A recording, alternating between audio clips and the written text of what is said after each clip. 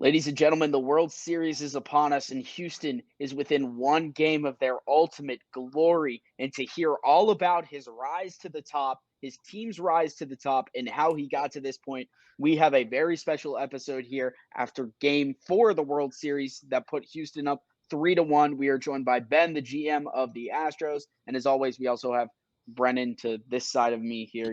He doesn't matter as much, though. Yeah. Oh, over there. There you go. It's What's all up, right. I guys? feel like I don't matter, so that works. It's all right. So Ben, first of all, congratulations of getting through the American man. League. Let's Well, start with yeah. that. Tough season, and Angels were right there the whole way. They were ahead of it for chunks of the season. It was a great race. Here we are. You play in the toughest division in baseball, which next year is going to continue to probably be the toughest division in baseball with the realignment. You're not getting necessarily cakewalks of teams outside of, depending on how the expansion works. Maybe Portland may not be all that great, but you're not really getting any cakewalks added to that division. Oakland obviously is Oakland, but they're on the track on the up and up. They always have a chance. So talk to me a little bit about what your strategy was going into this season to get you to this point, because obviously you had a good team and you knew it, but you made some deals. And then also, how did you try to construct this Astros team to prime you for not only a 100-win season, but to win the division and ultimately get yourself within one game of a World Series title? That's a huge question. There's a lot I want to say about it. Yeah. But, team construction, right, is a constant ongoing process. So, I've been doing this since day one of 2.0, since team and managers came in, and that's a constant thing that evolves. It doesn't just, you don't just like instantly just decide I'm going to change everything to this, right? It's, it's one step at a time, one thing you're moving at a time. Coming into this year, I felt like a lot of my players had underperformed last year, and I felt like I could expect a reasonable amount of improvement from a couple players. I thought Tucker and I thought Chapman. I knew that Jordan Alvarez was going to be a little bit better, probably. You know what I mean? But there were just a bunch of hitters that I thought had just woefully underperformed last year. So I thought that was part of it. And then I always make my moves in the season. I just want to see what's happening with my team. I want to have a reasonably balanced, what I think is a good roster going into the season.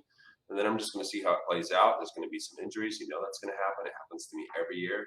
I'm going to adjust to that, and I'm going to adjust to where I think there might be a weakness, right? So this year we had Ronnie Mauricio at shortstop, who's been really good for me since I brought him over in 22. But he just seemed to really be struggling this year and wasn't contributing on offense. So I brought in Carlos Correa, who was somebody I thought could kind of give me the same kind of defense, but be a significant upgrade on offense. And I thought that was a big move. I knew I could see, when we got about a third of the way into the year, I could see that I needed more starting pitching. And so I went out and looked for what I thought were good value adds in Joel Machado and Fraser Perez, who were both aces on their teams. And so people are like, oh, he needs an ace. And for me, it's like, I brought in two. So what do you want me to do?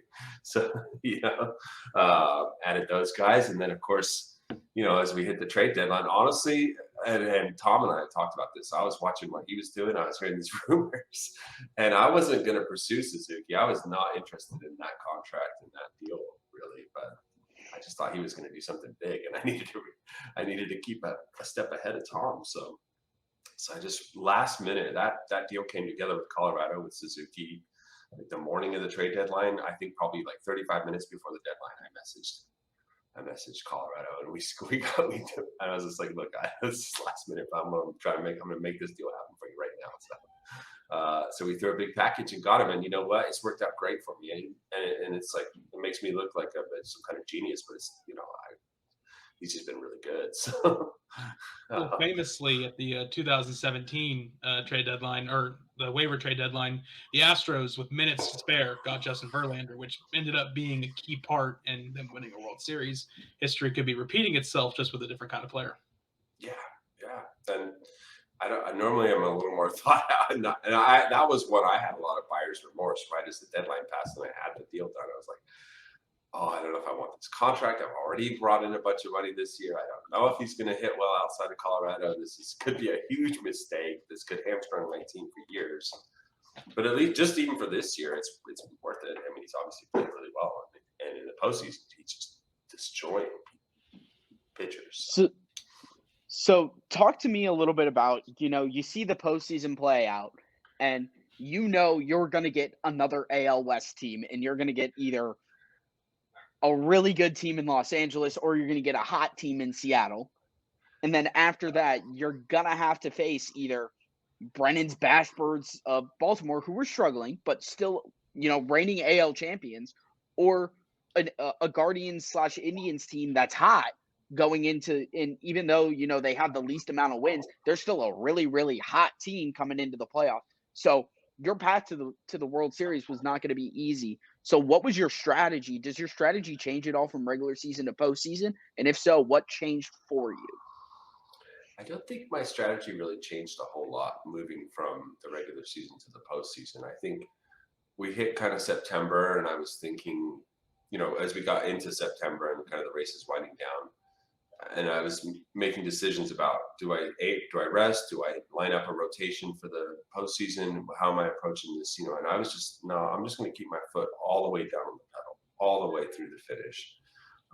And that, even right through that last series against Boston, that was my decision making. And so we just kind of were, and I like that because then we just keep that train rolling right into the postseason.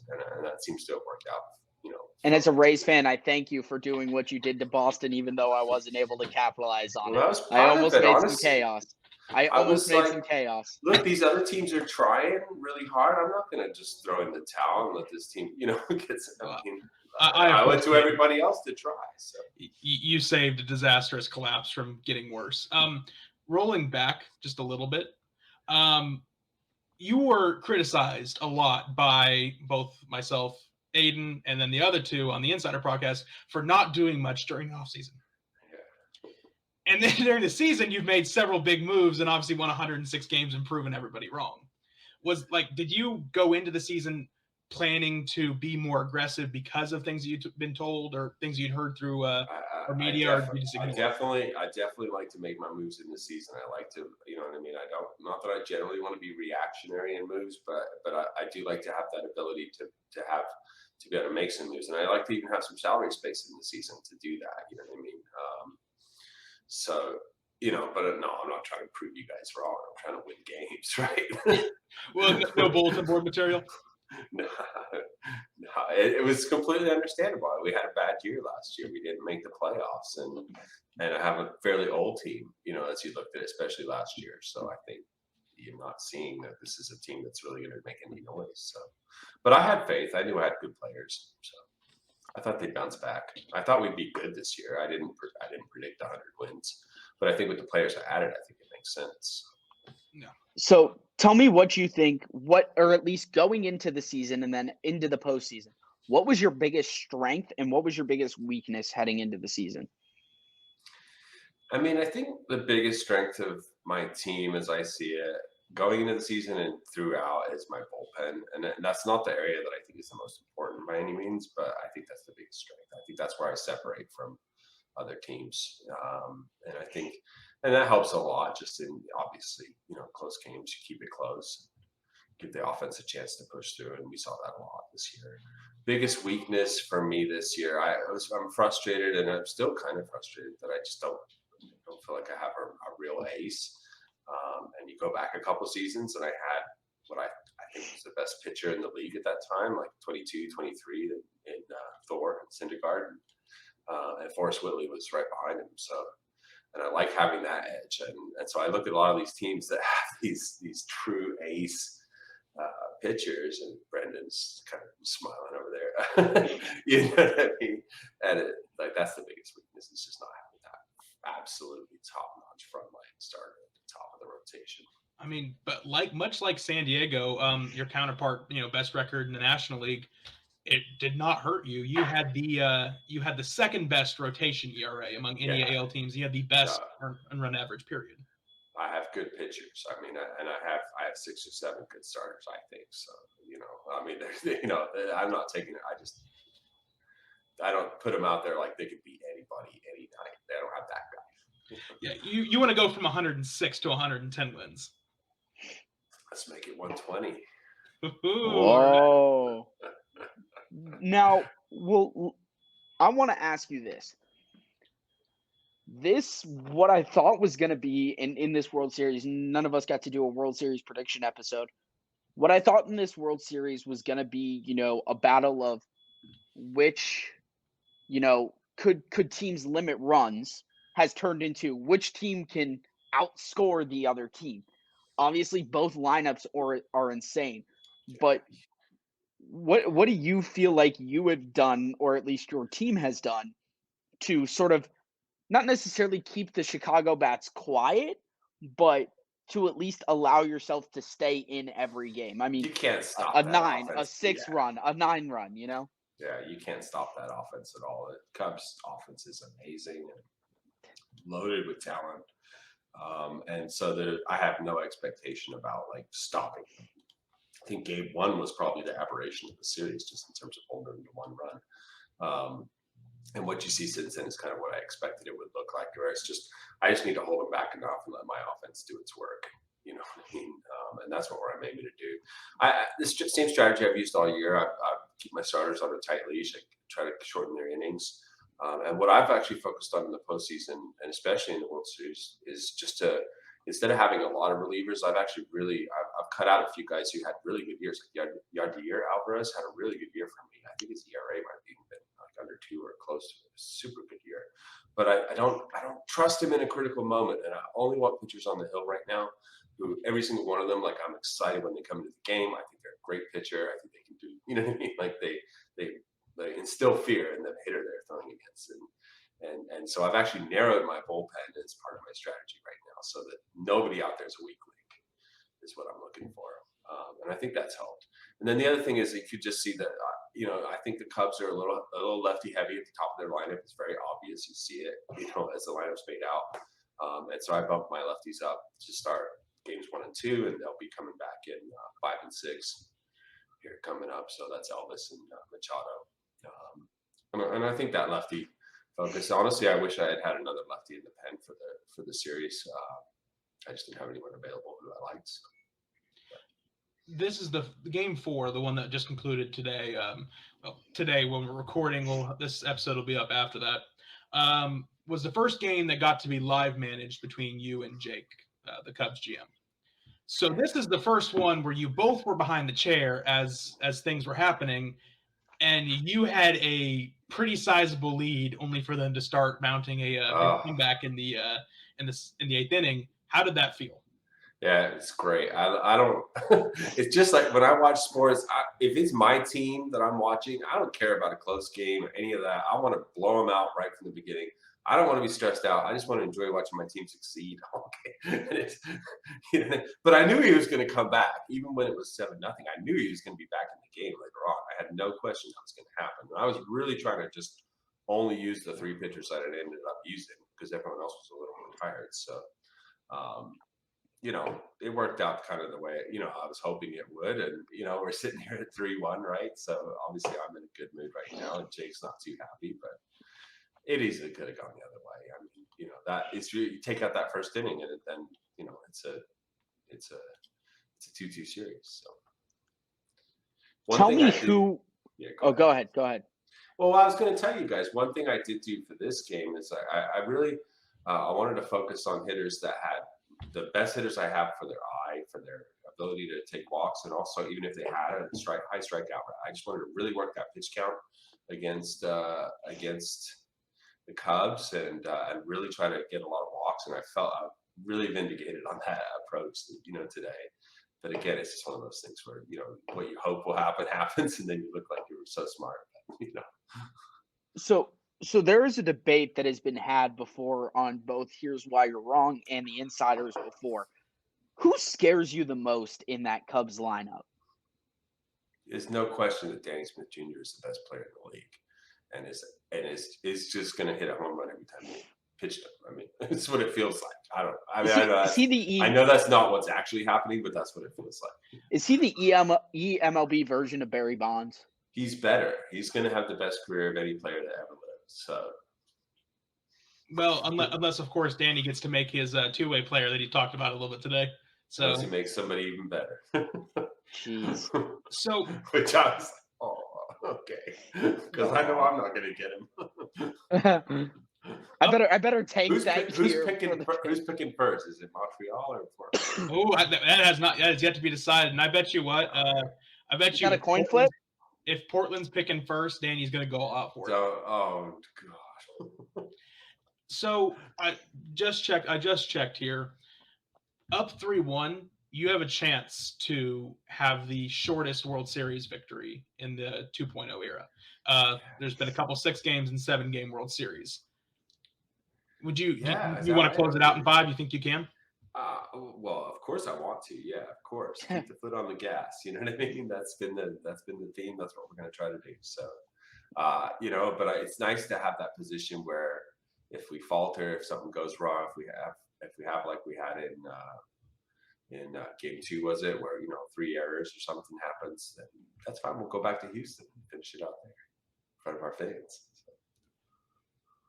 So let's go ahead and take a little bit of a look forward to I know you're still in playoff mode, but expansion draft coming up, free agency that's got some good names in it. Obviously, trades will happen, but most importantly, the division realignment. What are you looking forward to? I guess looking forward to the most this offseason, but also what are you looking to do this offseason? There's so much happening. I don't even know. I want to know who I'm going to have. I mean, Suzuki's on a player option, and I think everyone assumes he'll opt in, but the game engine is just so random on those ops for me. So, I don't know what he's going to do. So I want to know who I'm going to have, you know what I mean? And what I'm going to work with. Right. And then there's some interesting free agents. So if he walks, I'm like, I got a ton of money to throw around again. So so that could be fun. The expansion draft is the best thing. I mean, I'm so excited for those two guys to get to go through that process. Like that seems like just the most fun thing in terms of being able to actually build your team from the beginning and to see what they come out of it with. I have no idea. Are they going to be good teams or not? It feels like you could probably make a good team through that, process. And I'm sure there are some teams who are going to, try to offload big players who have big contracts who, they're trying to save some money or, some older veterans. So it could be real interesting here. Well, there's going to be some good players that get picked up that way. And exactly. If they're playing their cards right and they're taking up some bigger contracts with their good players, come out really good. And don't get me wrong, especially with Kenny as well, him being an experienced GM in the league already has repertoire with some of the other GMs, could try to wheel some deals with players. And, I think a question that I asked Brenden before, it might have been on an episode or not, but can it go like NHL expansion draft style where I say, hey, basically I'll give you this if you don't take this guy? Yeah, I think that could happen. And I think there's going to be picks who then go back to their team, you know what I mean, for something else. I think there's going to be some stuff there. It's going to be interesting. You're not able. It's just going to be fun. It's just none of us have been through that before, honestly. So it's going to be just fun to see how that plays out. And then likewise, I already know, because I know I've been in a bunch of big trade negotiations, even while I'm still in the playoffs, and so I just have a feeling we're going to have another round of really big moves happening around the league. And it's always just like that happens, and then you just sort of flurry, and then it's like I got to sit there for a minute and take it in. Like, okay, what's the league look like now? So you teased us. You're teasing us a little bit. We're always trying to get better. Is there a specific? Hey, let me put it to you this way, because I know you're not going to tell us who you're trying to get, but is there a specific position or a specific focus that you're trying to improve? If you've opened my team page for like 1 minute, you should probably have an idea of what position I would look to upgrade. So casually sips beer. I'm getting low. I'm going to walk out in a minute. So yeah, that is a good. We're talking about the expansion draft. I think it would be nice to see some of the expansion teams draft players, like maybe someone that a team did not want to lose, trade them back for a package of prospects to start working on their farm. Just pick up lots of pieces that can be useful. It got like the Rule 5. I almost always pick somebody, even though I'm usually picking pretty late, just because I think there's always something useful there. You know what I mean? And so this is like a giant version of that.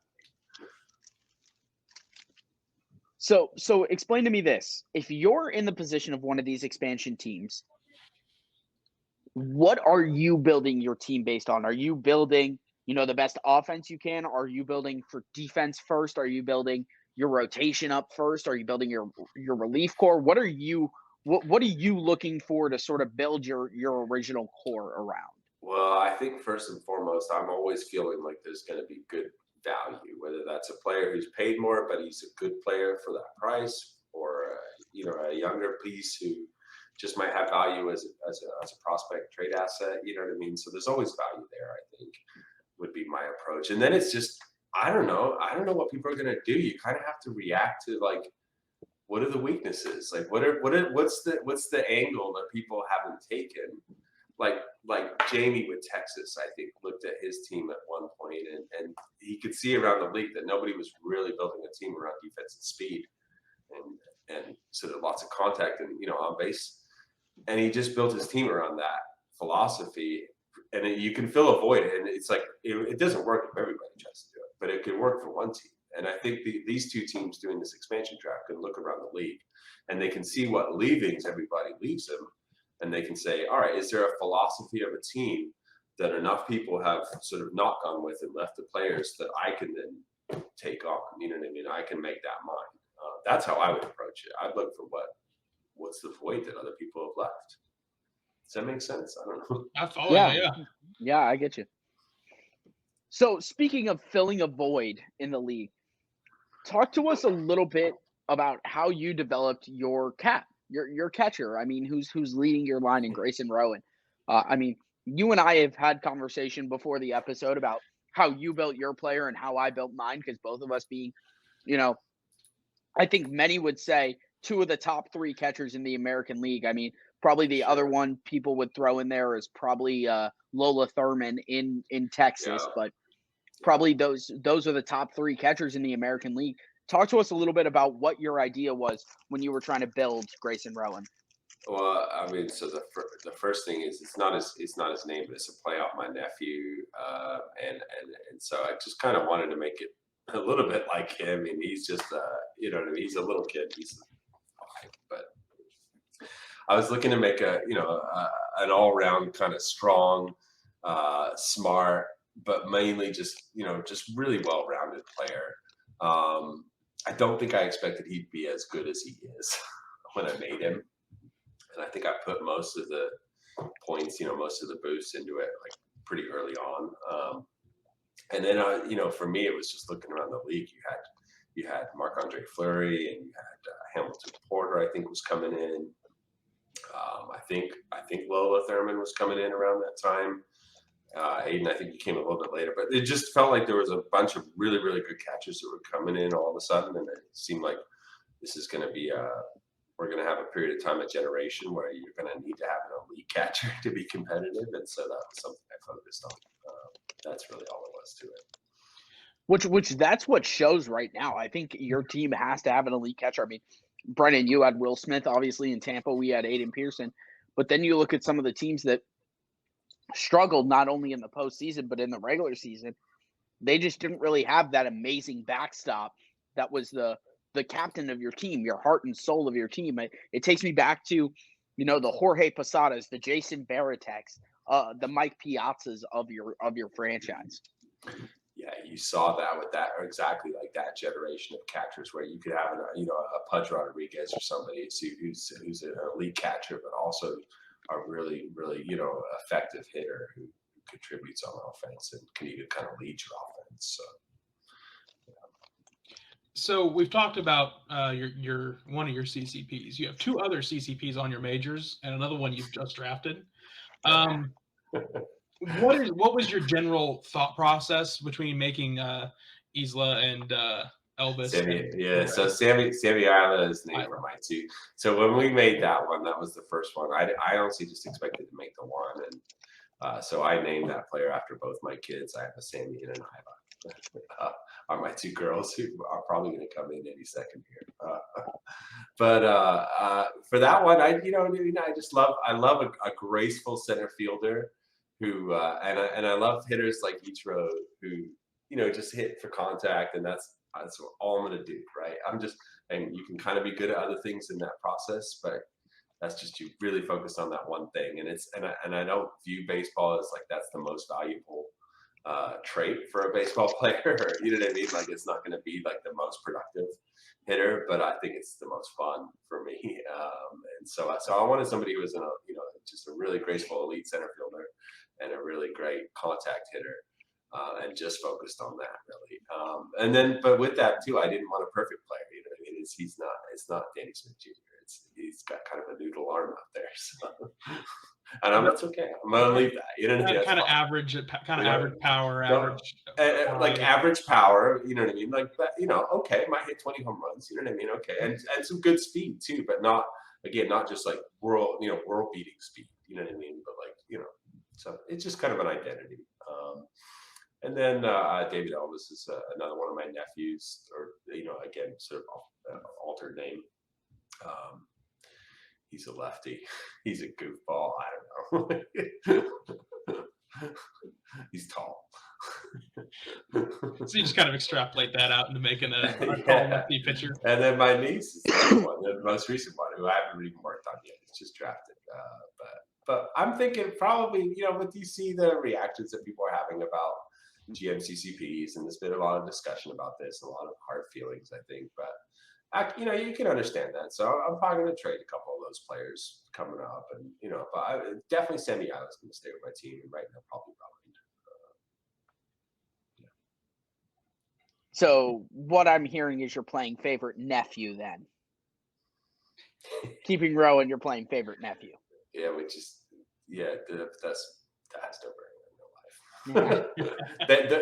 My favorite, no, she's my favorite. So let's look ahead to next season. My kids, I couldn't risk my kids having any, so that's why it's just one. That's why you had to get them locked on the 10-year deal. Yeah. 10-year deal, and it's one player for both of them, so you're both. Yeah, there you go. You're both happy. So let's talk a little bit about the future. Let's talk about next year. I know we were sort of talking about it a little bit, but you're going to be in the toughest division in baseball. I think that's fair to say. Would you agree, Brenden? We have that it will be, right? So, of the teams not named Los Angeles, which team do you think is going to scare you the most?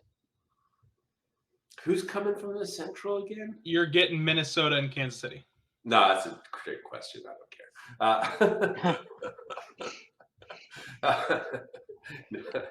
Just had to be mean there for a minute. I guess I'm going to say Seattle, but we all have a recency bias. And Texas is super. You know what? I'm going to say Texas. He's got the pitching. He's got that elite pitching that will make that team good. Like it's, what I mean? Like, I don't know what happened this year, but they're going to bounce back and be scary next year, I think. So. And on the other side of the AL, you've got Cleveland, Chicago, and Detroit joining the AL East, which is also pretty good. Who do you think, as of right now, is the favorite to come out of that division? Cleveland. Sadier's got a setup that's sorry, Brenden, don't get. I don't want to. I went. I'm the one. He's got a setup that's going to work, and I think he's identified something in this league that is really important. And he's the first GM that's come around in a long time that I've looked at and said, like, I need to be more like that. Like he's got an idea that I need to think about here, and that's the first person who's done that in a long time. So I have just a ton of respect for him, and he's in the championship series this year, and it ended up being a quick one, but he was there for a good reason, and he's gonna be just tough. But I think there's lots of good teams. You guys are both a good team. I think Brenden is less. I would have agreed. I think Brenden is less insulted than I am, just because, and this is simple, and I will always toot my own horn, and I know to do this. And honestly, I'm most scared of Sadier going into next year. But just like looking at it from my perspective, man, I think it's maybe a similar perspective to the way you looked at it, or you look at your team itself. It's like, for me, I had probably one of the top 3 second halves in all of baseball last year. And we see what happens when you have an actual person running a team. How is Tampa not a favorite right now? And that's just something I asked myself. Yeah, Tampa has been a favorite for most of the, you know what I mean, like for most of the seasons of this league, and they just, like they faltered. But it's just weird because they've done it twice. You know what I mean? And this season, I attribute to probably just Charles not being able to keep up with things. You know what I mean? But like last year, what happened? I don't know. Yeah. Brenden happened. Yeah. By the way, And the way things can shift so quickly too is just, you know what I mean? It is hard to keep up. Like things always in baseball and sports that things move quickly, but in this league faster than anywhere else. I think just in terms of a player can suddenly be an elite player out of, you know what I mean? Like tomorrow, right? And that's okay. Now I got to adjust to that. Like, Aiden, you pulled the number out of your ass, but second half win totals: San Diego 51, Houston 48, Tampa Bay 46. Well, I pulled that out of my booty hole. Let's go. Hey, you know what? I'll take it. But all right, bro. Hey, I knew exactly what I was talking about. I don't know what you're talking about, Brenden. I did the research prior to this episode. He's got notes. Well, speaking of those win totals, you don't get to 106 wins without having a 0.66 winning percentage in the second half, 48 and 24. Is that me? Is that what we did? Yeah. Yeah, we came on strong at the end. We kind of started strong and finished strong, which I'm great with that. we touched on that earlier, but just it's nice to see the record on there. It was a great season all around for you guys. Yes, it has been a great season, and you just enjoy it when that's happening. You just enjoy seeing those results and seeing so many players shine. And, you know what I mean? It's the exact opposite of what I was going through last year watching my team. So I'm going to ask you sort of, it's going to be almost, it's basically going to be your team awards for this year. So who is your team's MVP, Cy Young, Rookie of the Year, but then also your most disappointing player this year? Oh my gosh. All right. Welcome to Here's Why You're Wrong, where we hit you with the hard questions. I mean, team MVP, you probably got to go with Grayson Rowan. He's got the best WAR. I think for me, I'm going to say Yordan Alvarez. I'm going to say he's third on my team for WAR, but you come in, you hit 299, 50 home runs. He just locks down that 3 or 4 spot in the lineup. You know what I mean? He's not a great fielder, so he's not going to produce an amazing WAR. But I wanted an elite hitter, and I have one. I wanted one since the 22 World Series against the Nats. You know what I mean? And I'm facing what's his name, Soto. And it's just like I don't have. Did you re-rate? Did you re-rate Alvarez? Yeah, that's season. That's what I thought. I was waiting on him reaching that point where he's eligible. You know what I mean? I've just been sitting on it for years, and so I was so happy to do that, and I knew he'd be good. He's great in real life, and you know what I mean. And so, yeah. Anyway, I needed that elite hitter, and that's what he is. So. Biggest disappointment. I guess Joel Machado probably. He came on in September and he finished 9-4 for my team and a 4.91 ERA for me, which is all fine. It's not great, but it's fine. But he's the biggest disappointment. I think he's an elite pitcher. So I'm looking for more from him. What was the rest of the question? I don't remember. Cy Young and Rookie of the Year. I don't have. Edwin Diaz is my best pitcher, and that's been. And I'm back in 22. I was saying that what's his face? Oh no, it's gonna kill me. Anyway, my closer back in 22 was that I thought he should have won the Cy Young for real that year. But for my team, Diaz, he's only a closer. He only does that one little niche role, but he's absolutely locked down. He's a beast. I think he's the best in the league at that role, and so he's my Cy Young. Did I cover all of it? Did you have a rookie this year who came on to the season? Rookie.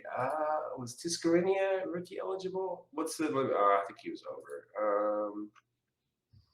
I don't know that was PA. Was Alejandro PA? No, I don't think he was eligible. He was close. I'm not sure because he actually he played back in 24 for Pittsburgh. Elvis would have been eligible. Oh, well then Elvis, yeah. You got to roll as Chapman back in 22. And he definitely, I don't look at him, and I said, I've been talking about not having an ace, and I didn't think he's quite there in terms of his ratings, truly, but performance-wise, he's all the way there. So.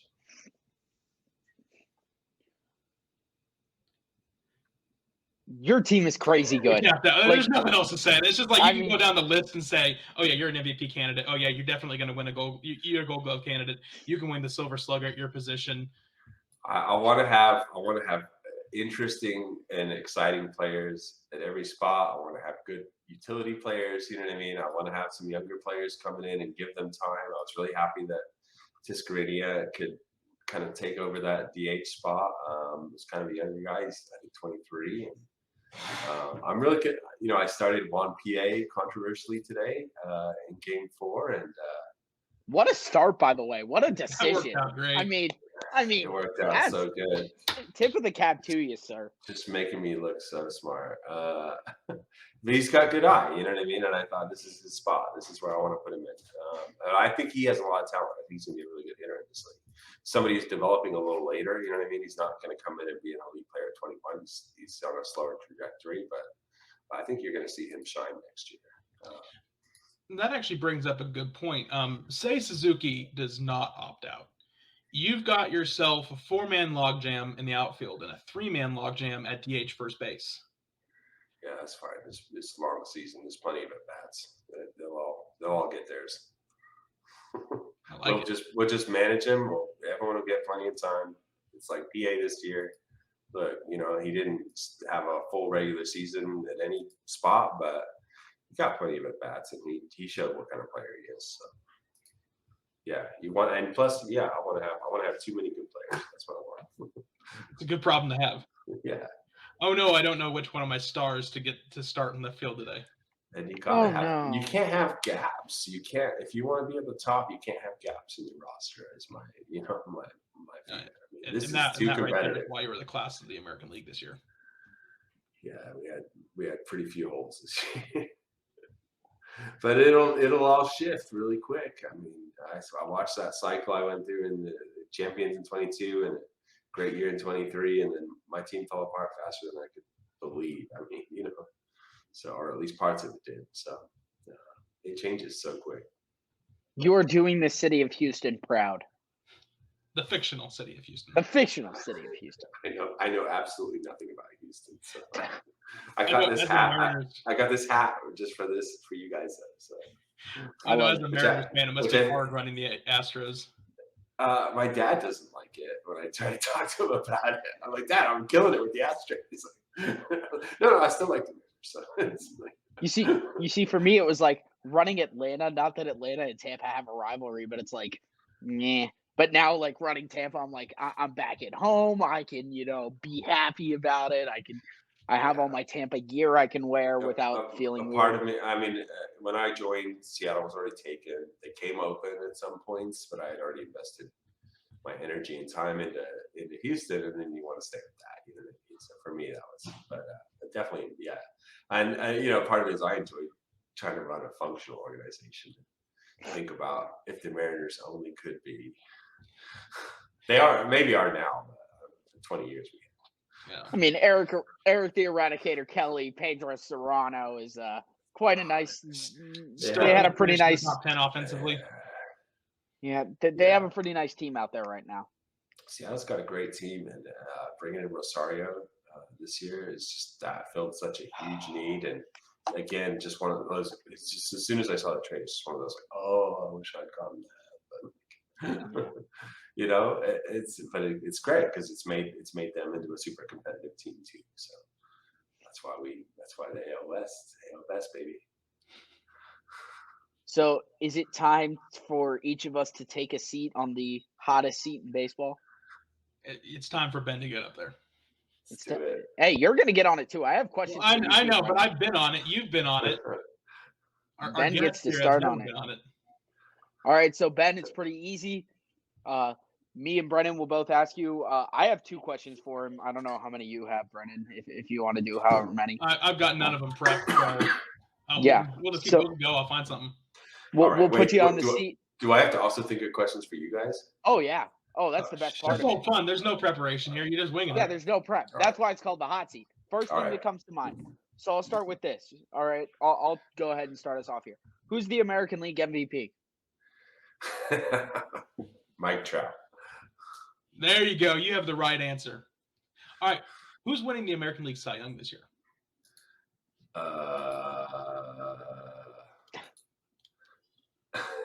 Not one of my guys. I don't know. Didn't oh God, who's the guy for the White Sox? Denny Martinez. Yeah, he won the ERA. I'll go with whip. Yeah, I'm gonna go with him. All right, that's 2 right answers. I like it. All right, third question. Who is the best catcher in the American League? Grayson Garland, no doubt. 3 Pearson, correct answers. I can't even be mad Pearson's never gonna catch up to Grayson. I'm sorry. He's just but he's gonna be a good player. He's just never gonna be that good. All right, so you put together an all-pro team of eMLB talent. How many Astros are on it?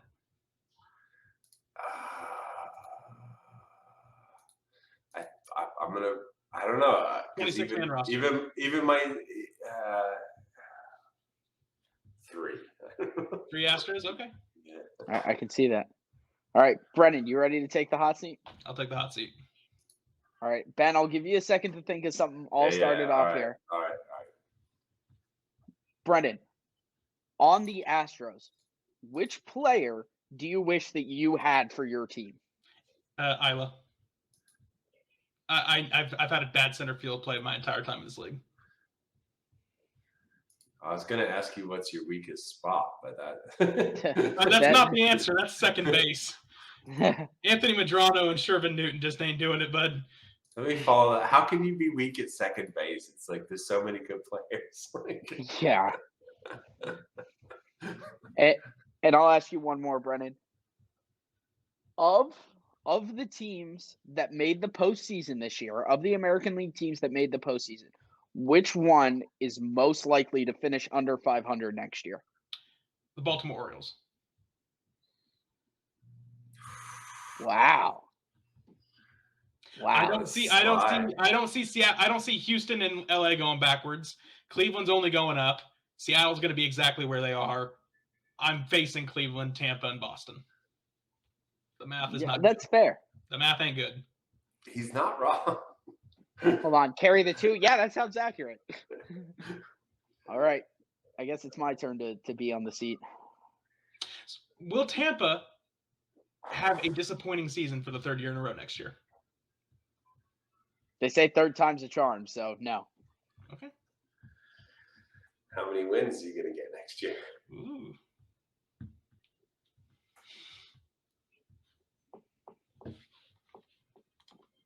$94. You're going to get 94 wins? Ooh. That's my thought. It's a little spicy. All right, so you play 19 games against each of your division opponents in the current setup. You're going to be playing less next year. Which of these 7 teams in your division, in the new AL East, do you think are going to have winning records against you next year?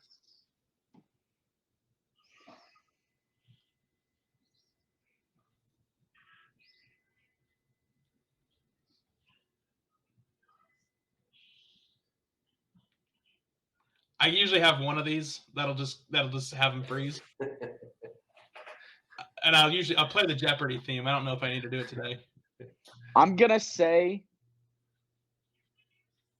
I don't know if any will, but the 2 most likely are Boston and Cleveland.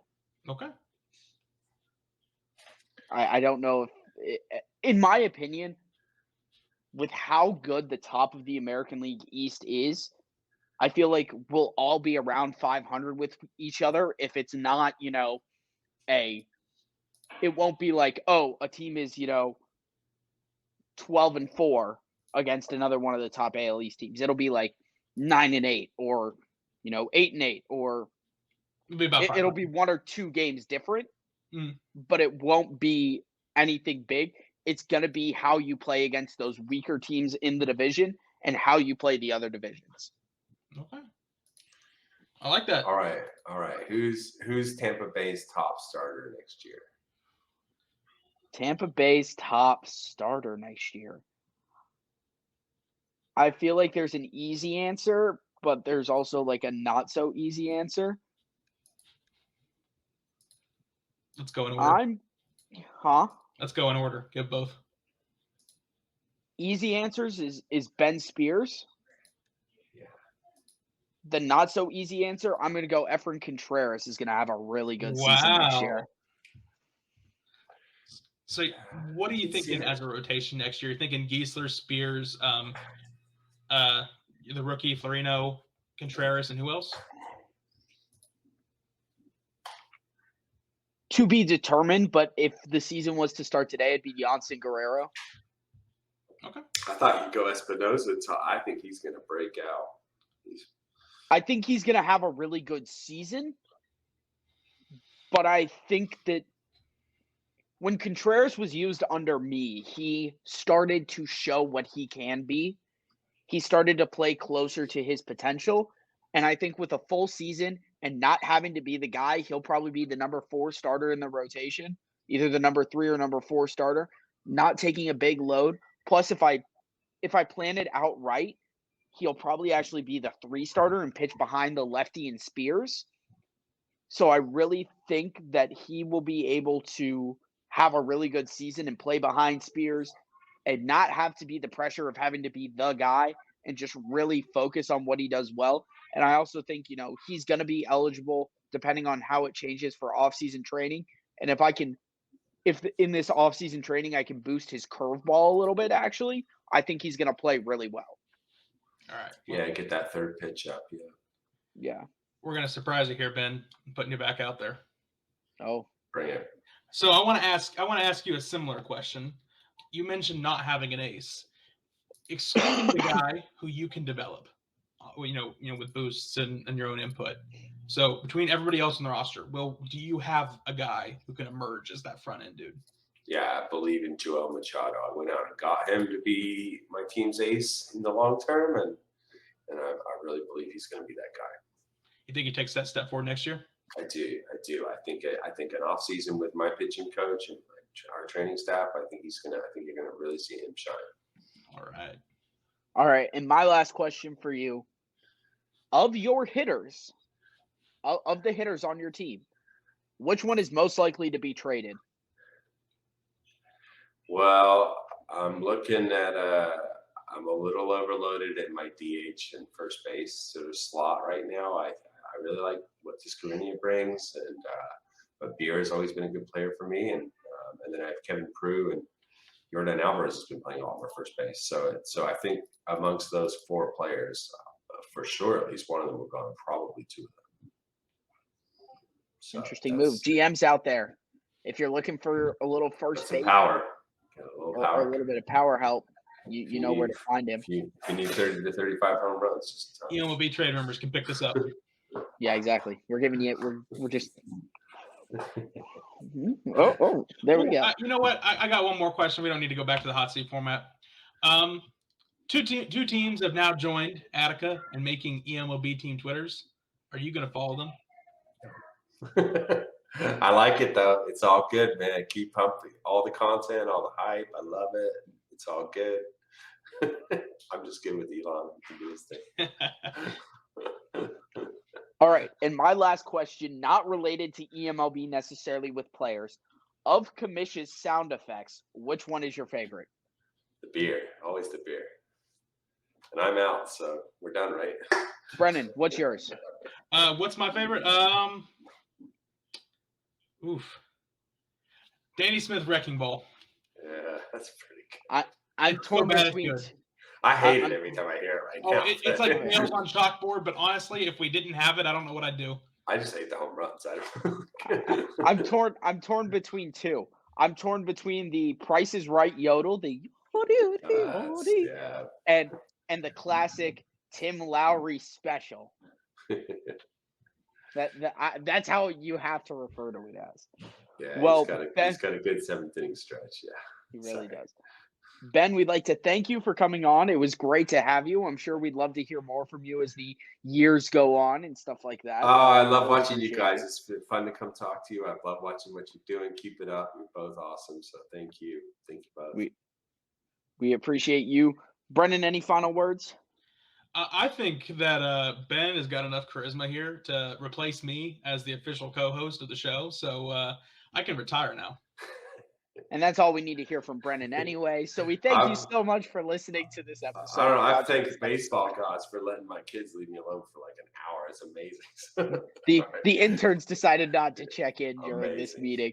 But we'd like to thank you so much for watching. Make sure to drop a like and subscribe to the eMLB YouTube channel. Also, make sure to check out the Discord down below where you can get all the information, all the different action, as well as learn how to create a player yourself to be like Aiden Pearson or Grayson Rowan or Sammy Isla.